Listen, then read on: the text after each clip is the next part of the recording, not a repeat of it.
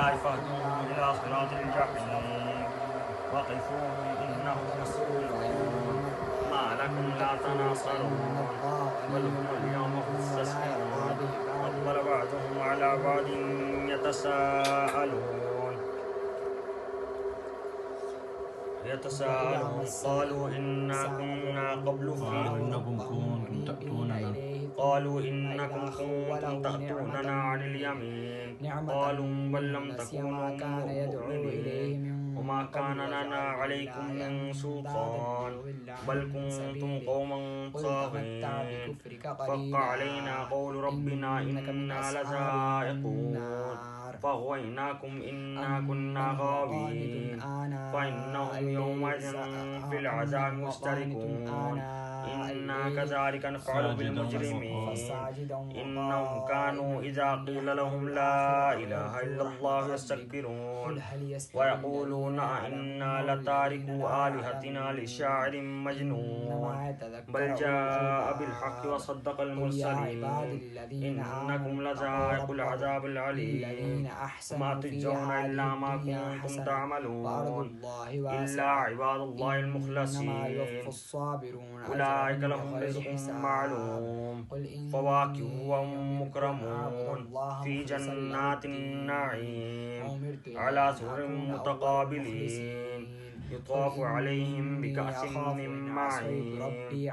بيضاء لذة للشاربين لا فيها غول ولا هم عنها ينزفون وعندهم قاصرات الطرف عين كأنهن بيض مكنون فأقبل بعضهم على بعض يتساءلون قال قائل منهم إني كان لي قرين يقول إنك لمن المصدقين أئذا متنا وكنا ترابا وعظاما أئنا لمدينون قال هل أنتم مطلعون فاطلع فرآه في سواء الجحيم قال تالله إن كدت لتردين فلولا نعمة ربي لكنت من المحضرين أفما نحن ميتين إلا موتتنا الأولى وما نحن بمعذبين إن هذا لهو الفوز العظيم لمثل هذا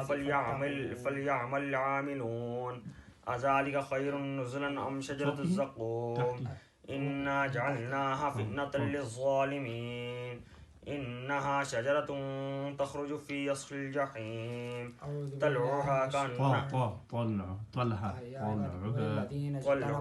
كأنه رؤوس الشياطين فإنهم لآكلون منها فمالئون منها البطون ثم إلينا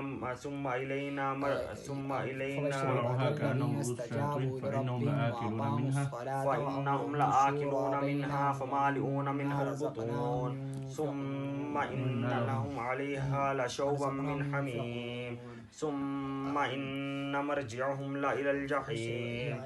إنهم